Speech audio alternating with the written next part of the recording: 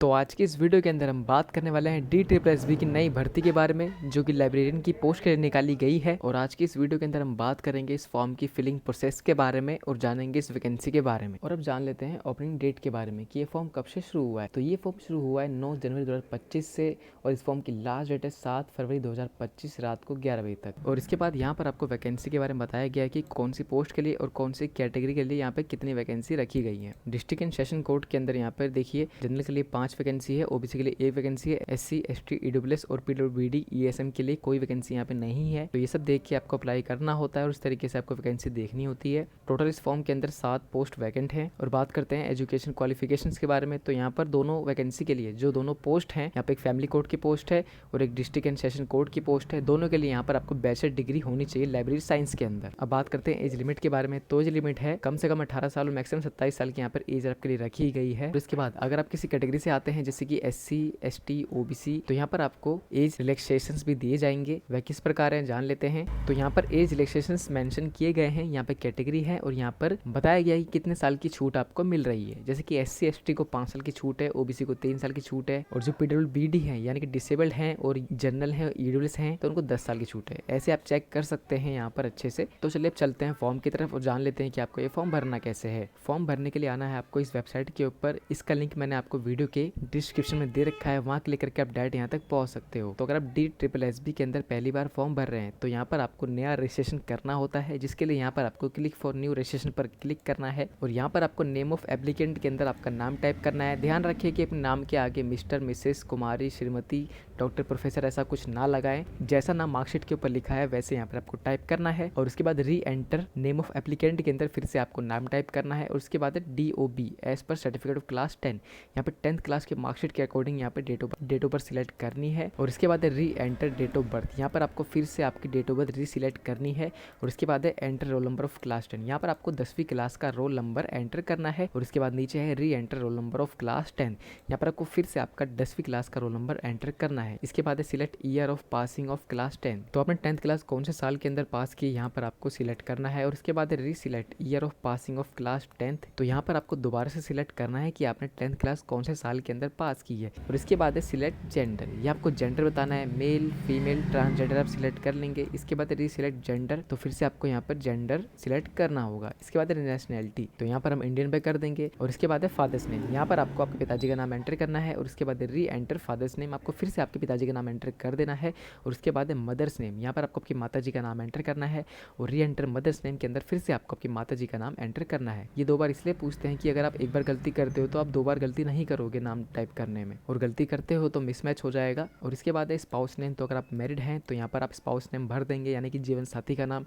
इसके बाद है री एंटर स्पाउस नेम, तो फिर से आप री एंटर कर देंगे। इसके बाद मोबाइल नंबर, यहाँ पर आपको आपका मोबाइल नंबर एंटर करना है। ध्यान रखिए कि आपका मोबाइल नंबर चालू होना चाहिए। और अगर आप फोन नंबर डाल रहे हो और यहाँ पर दिखा रहा है कि ऑलरेडी एग्जिस्ट, यानी कि आपकी आईडी पहले से बन रखी है या फिर आपके नंबर से कोई दूसरी आईडी बन रखी है आपके भाई बहन की, तो आप यहाँ पे अपने नए नंबर से आईडी बना सकते हो अगर आपने पहले कभी आईडी नहीं बनाई है DSSB की। इसके बाद है री एंटर मोबाइल नंबर, यहाँ पर आपको फिर से आपका मोबाइल नंबर एंटर कर देना है। इसके बाद है मेल आईडी, यहाँ पर आपको आपकी करंट जीमेल आईडी एंटर करनी है जो कि आप यूज़ करते हो, क्योंकि OTP और जॉब की नोटिफिकेशन आपको वहीं पे दिखाई देती है। इसके बाद री एंटर ईमेल आईडी के अंदर आपको फिर से आपका ईमेल आईडी एंटर कर देनी है। इसके बाद है एंटर OTP, तो यहाँ पर आपको गेट OTP पर क्लिक करना होगा। इसके बाद आपके फोन नंबर और मेल आईडी पर दोनों पे एक OTP आएगा, आपको वह OTP यहाँ पर एंटर करना होगा जिससे कि आपका फोन नंबर और मेल आईडी वेरीफाई हो जाएंगे। इसके बाद है आइडेंटिटी प्रूफ डिटेल्स, तो यहाँ पर बताया गया है कि अगर आप आधार कार्ड नंबर देते हो तो यहाँ पर आपको आधार कार्ड अपलोड करने की कोई आवश्यकता नहीं होगी। तो अगर आपके पास आधार कार्ड है तो यहाँ पर आप आधार नंबर टाइप करेंगे। और अगर आपको आधार कार्ड नहीं देना है एज ID प्रूफ तो यहाँ पर आपको नो पे सिलेक्ट करना है। और इसके बाद यहाँ पर आपको select type of ID proof के अंदर आपका ID सिलेक्ट करना है कि आपको कौन सा ID प्रोवाइड करना है, driving licence, PAN card, passport, voter ID card. आप इनमें से कोई भी डॉक्यूमेंट लगा सकते हो अगर आप आधार कार्ड नहीं देना चाहते हो तो। लेकिन ध्यान रखिए कि जो भी आप ID प्रूफ दे रहे हो वहाँ पर आपका नाम, आपकी डेट ऑफ बर्थ और सभी डिटेल्स आपकी 10th की मार्कशीट से मैच होनी चाहिए। जो आप फॉर्म के अंदर डिटेल्स भर रहे हो उससे मैच होनी चाहिए। तो अगर आप इनमें से कोई प्रूफ देते हो तो यहाँ पर आपको वह प्रूफ की कॉपी है जो अपलोड करनी पड़ेगी। जैसे कि आप पैन कार्ड देते हो तो यहाँ पर आपको पैन कार्ड का नंबर टाइप करना है और फिर से आपको यहाँ पर री एंटर ID प्रूफ नंबर के अंदर पैन कार्ड का दोबारा से नंबर टाइप करना है।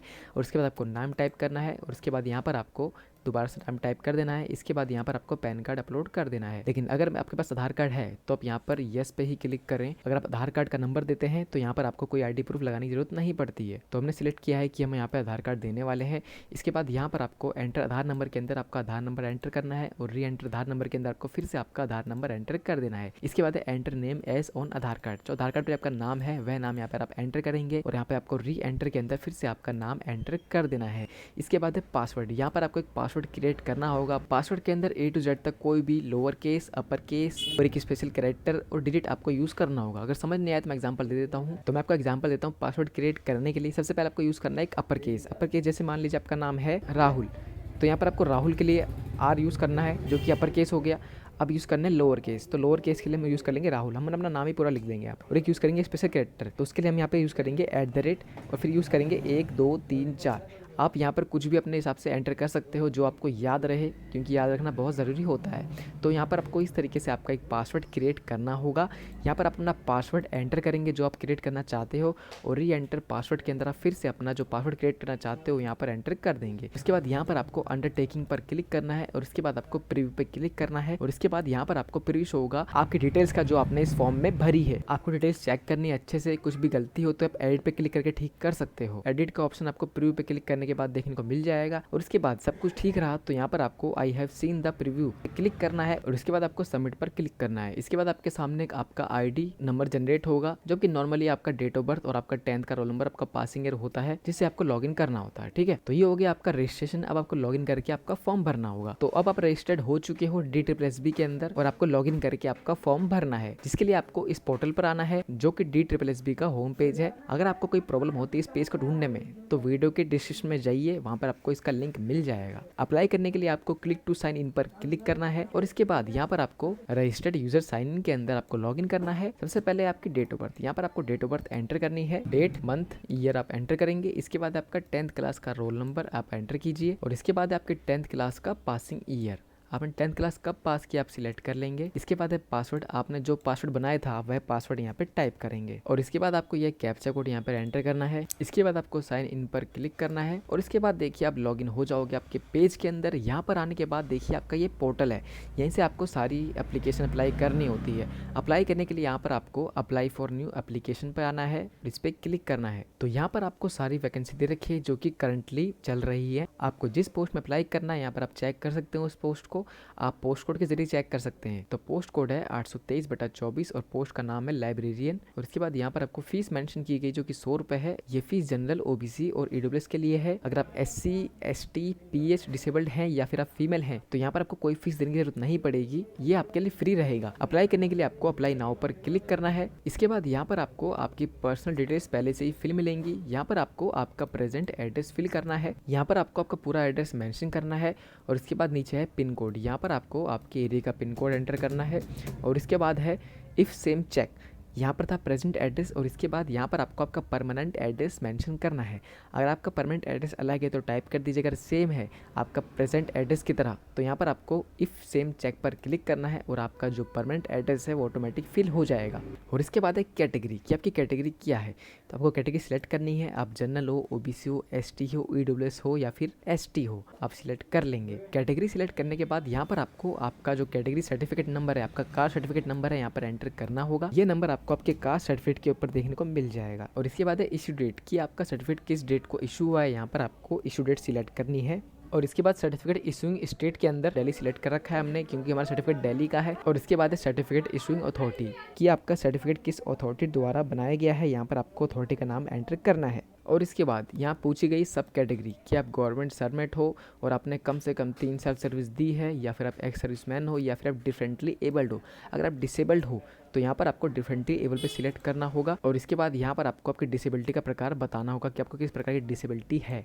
अगर आप नहीं हो तो यहाँ पर आपको अनटिक करना है। और इसके बाद आपसे पूछा गया है debate by board of any other agency कि आपको कभी डिबेट किया गया किसी बोर्ड से, तो यहाँ पर आपको ये नो करना है। मैं ये नो पे क्लिक करूँगा इसको और इसके बाद डिक्लेरेशन पे क्लिक करना है और इसके बाद आपको 7 नेक्स्ट पर क्लिक कर देना है। और इसके बाद आपको 7 नेक्स्ट पर क्लिक कर देना है। इसके बाद है अपलोड फोटोग्राफ एंड सिग्नेचर। यहाँ पर आपको आपकी फोटोग्राफ, सिग्नेचर, लेफ्ट और राइट थंब इंप्रेशन अपलोड करने होते हैं। तो यहाँ पर आपको post card size photo upload करनी होती है। बात करें साइज़ की तो विथ रहेगी यहाँ पे 480, हाइट रहेगी यहाँ पे 672 पिक्सल। अब बिना साइज़ बनाए फोटो अपलोड करोगे तो यहाँ पर फोटो अपलोड होगी ही नहीं। फॉर्मेट रहेगा JPG JPEG फॉर्मेट और मैक्सिमम साइज रहेगा 300 KB। तो यहाँ पर फोटो कैसे आप बनानी है आपको वो देख लीजिए। आपको फ़ोटो सिलेक्ट करनी है आपकी, मान लीजिए आपकी फ़ोटो ये है, तो यहाँ पर आपको इस फोटो को खोलना है ओपन विद पेंट के अंदर, ठीक है, ओपन विद पेंट। और इसके बाद यहाँ पर आपको रिसाइज पर जाना है और इसके बाद यहाँ पर आपको पिक्सल पर आना है और यहाँ पर आपको अनटिक कर देना है मेंटेन एस्पेक्ट रेशो के ऊपर। यहाँ पर टाइप करना है आपको 480, नीचे करना है यहाँ पर 672। यहाँ पर आपको ओके पर क्लिक करना है और इसके बाद आपको फ़ोटो को सेव कर देना है। ठीक है, फ़ोटो सेव हो गई है। अब देखिए अपलोड करके देखेंगे यहाँ पर, तो देखिए फ़ोटो अपलोड हो जाएगी। ठीक है, देखिए फ़ोटो यहाँ पर अपलोड हो गई है। तो इस तरीके से आपको फ़ोटो यहाँ पे बनानी होगी। तो मैं फ़ोटो अपलोड नहीं कर रहा हूँ, मैं आपको बस करके दिखा रहा हूँ। हम यहाँ पे कोई भी गलत फॉर्म नहीं भरते हैं, ये मैंने आपको बस एग्जांपल के लिए करके दिखाया है। तो जिनका मैं फॉर्म भर रहा हूँ मैं उनकी फ़ोटो अपलोड कर लेता हूँ। तो देखिए फ़ोटो अपलोड हो चुकी है। और इसके बाद है अपलोड सिग्नेचर। यहाँ पर आपको कुछ इंस्ट्रक्शंस दे रखे हैं, जैसे कि विड्थ 140 होनी चाहिए और हाइट 110 पिक्सल होनी चाहिए। फॉर्मेट JPG रहेगा और मैक्सिमम साइज 40 KB रहेगा। यहाँ पे 40 KB तक की आपको फोटो अपलोड करनी है। तो जैसे आपने फोटो का साइज चेंज किया था पेंट में जाकर, तो वैसे ही आपको साइन का साइज़ भी चेंज करना होगा MS पेंट के अंदर। ठीक है, तो मैंने साइज़ बना रखे हैं। मैं यहाँ पर सीधा अपलोड करता हूँ, चूज़ फाइल पर क्लिक करूँगा और उसके बाद अपलोड पर क्लिक कर दूंगा। यहाँ पे साइन अपलोड हो गया है। यहाँ पर आपको अपलोड करना है आपका लेफ्ट थंब इंप्रेशन और नीचे अपलोड करना है आपका राइट थंब इंप्रेशन। बात करते हैं इंस्ट्रक्शंस के बारे में, तो यहाँ पर देखिए साइज चेंज हो गया है। यहाँ पे जो विड्थ है 110 हो गई है और हाइट 140 पिक्सल हो गई है। कैसे करना है आपको MS पेंट के अंदर ही करना है जाके। अगर आप फोन से भर रहे हो तो इसको आप ऑनलाइन भी कर सकते हो, काफ़ी सारी वेबसाइट अवेलेबल हैं। उसके बाद फॉर्मेट और साइज़ यहाँ पे सेम रहेगा जो कि साइन का था। तो मैंने साइज़ बना लिए, मैं अपलोड कर लेता हूँ। थंब इंप्रेशन अपलोड करने के बाद आपको नेक्स्ट पर क्लिक और इसके बाद यहाँ पर आपको डिपार्टमेंट की लिस्ट शो होगी। यहाँ पर 2 डिपार्टमेंट रखे हैं, डिस्ट्रिक्ट कोड और फैमिली कोड। अगर आपको डिस्ट्रिक्ट कोड में करना है तो इसके आगे टिक लगा देंगे, और आपको फैमिली कोड में करना है तो आप इसके आगे टिक लगा देंगे। आप चाहो तो दोनों में कर सकते हो, चाहो तो एक के अंदर भी कर सकते हो। और हाँ, मैंने ये फॉर्म SC से भरा है आपको दिखाने के लिए कि SC के लिए आपको सर्टिफिकेट नंबर मेंशन करने होते हैं, लेकिन असल में यहाँ पर SC की वैकेंसी नहीं है। तो मैं इस फॉर्म को बाद में एडिट करके मैं जनरल में कर दूंगा, क्योंकि जनरल से ही यहाँ पर वैकेंसी है बस, और SC से कोई वैकेंसी नहीं है। और इसके बाद यहाँ पर आपको 7 नेक्स्ट पर क्लिक करना है। इसके बाद है select department to fill qualification. यहाँ पर आपको सेपरेट डिपार्टमेंट के लिए सेपरेट क्वालिफिकेशन डिटेल्स एंटर करनी होगी। तो हमने यहाँ पर 2 डिपार्टमेंट सिलेक्ट किए हैं, दिल्ली डिस्ट्रिक्ट कोर्ट और फैमिली कोर्ट। तो सबसे पहले दिल्ली डिस्ट्रिक्ट कोर्ट की क्वालिफिकेशन एंटर करेंगे। आपको इस पर क्लिक करना है। रिक्वायर्ड क्वालिफिकेशन है bachelor degree in library science. तो अगर ये आपके पास है तो ही आप ये फॉर्म भर सकते हो। जिनके पास है मैं उनका फॉर्म भर रहा हूँ, मैं इस पर टिक कर दूंगा। उसके बाद यहाँ पर आपको क्वालिफिकेशन डिटेल्स एंटर करनी है। क्वालिफिकेशन के अंदर आपको सिलेक्ट करना है ग्रेजुएशन, और इसके बाद डिसिप्लिन के अंदर आपको bachelor degree in library science select करना है। और उसके बाद बताना है आपका परसेंटेज। तो यहाँ पर आपको परसेंटेज एंटर करनी है। और इसके बाद पूछा गया स्टेट कि आपने किस स्टेट से आपकी bachelor degree in library science complete की है। और इसके बाद पूछी गई बोर्ड या फिर यूनिवर्सिटी कि आपने किस यूनिवर्सिटी से आपकी लाइब्रेरी साइंस की डिग्री कंप्लीट की है। तो यहाँ पर आपको कुछ नाम शो हो रहे हैं। अगर इसके अंदर आपकी यूनिवर्सिटी का नाम नहीं है तो यहाँ पर आपको अदर पे क्लिक करना है और इसके बाद आपको मैनुअली आपकी यूनिवर्सिटी का नाम एंटर करना है। और इसके बाद यहाँ पर है पासिंग मंथ ईयर कि आपने आपकी बैचलर डिग्री लाइब्रेरी साइंस कब कंप्लीट है, वो महीना और यहाँ पे आपको साल बताना है। और इसके बाद है इंसर्ट। यहाँ पर आपको इंसर्ट पे क्लिक ज़रूर करना है। इंसर्ट करोगे जब भी आपकी जो डिग्री है यहाँ पर एंटर होगी। इंसर्ट करने के बाद यहाँ पर आपकी क्वालिफिकेशन ऐड हो जाएगी। और इसके बाद है do you want to finally save, तो आपको इस पर क्लिक करना है और इसके बाद यहाँ पर आपको ओके पर क्लिक करना है। अब इसके बाद यहाँ पर आपको फैमिली कोड की क्वालिफिकेशन ऐड करनी है, आपको इस पर क्लिक करना है। आपने जो डिपार्टमेंट सिलेक्ट कर लिए हैं वो आपको सामने शो होंगे और आपने जो करने हैं वो यहाँ पर आपको इस लिस्ट के अंदर शो होंगे। तो देखिए यहाँ पर इस पर ग्रीन हो रखा है, यानी कि आपने इस वाले का दिल्ली डिस्ट्रिक्ट कोर्ट का क्वालिफिकेशन भर लिया है।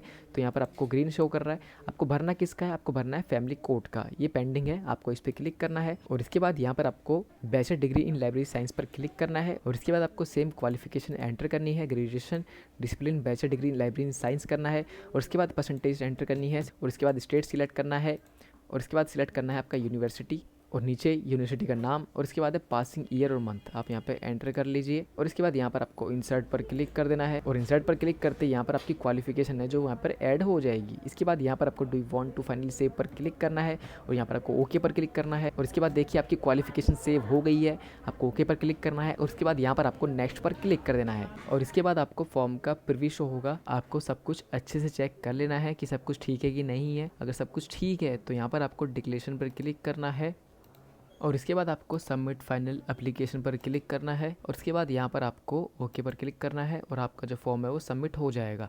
अब फॉर्म का प्रिंट आउट निकालने के लिए आपको प्रिंट एप्लीकेशन पर क्लिक करना है और इसके बाद यहाँ पर आपको जिस पोस्ट के लिए आपने अप्लाई किया है, जिसका प्रिंट आउट निकालना है, आपको वह पोस्ट सिलेक्ट करनी है। ये रही लाइब्रेरियन पोस्ट कोड 823/24, आपको इस पर क्लिक करना है और इसके बाद आपको प्रिंट एप्लीकेशन पर क्लिक करना है और इसके बाद यहाँ पर आपको इस फॉर्म का प्रिंट पेज शो होगा। आप इसको प्रिंट आउट कर सकते हो और इसको डाउनलोड करके भी रख सकते हो फ्यूचर पर्पज़ के लिए। प्रिंट करने के लिए आपको प्रिंट दिस पेज पर क्लिक करना है और उसके बाद यहाँ पर आपको प्रिंट कर लेना है और आप चाहते हो सेव करना तो आप सेव करके भी रख सकते हो। सेव एज PDF पे क्लिक करके आप इसको सेव करके रख सकते हो। तो इस प्रकार से आपको DSSB का दिल्ली डिस्ट्रिक्ट कोर्ट और फैमिली कोर्ट का एप्लीकेशन फॉर्म भरना है। अगर आप जनरल से हो तो यहाँ पर आपको पेमेंट का ऑप्शन भी शो होगा। अगर आप SC ST फीमेल हो तो यहाँ पर आपको कोई पेमेंट नहीं करनी होगी, डायरेक्ट आपका प्रिंट आउट आ जाएगा। आई होप आपको वीडियो पसंद आई होगी। अगर आपको ये वीडियो पसंद आए तो वीडियो को लाइक जरूर करें और चैनल को सब्सक्राइब जरूर करें।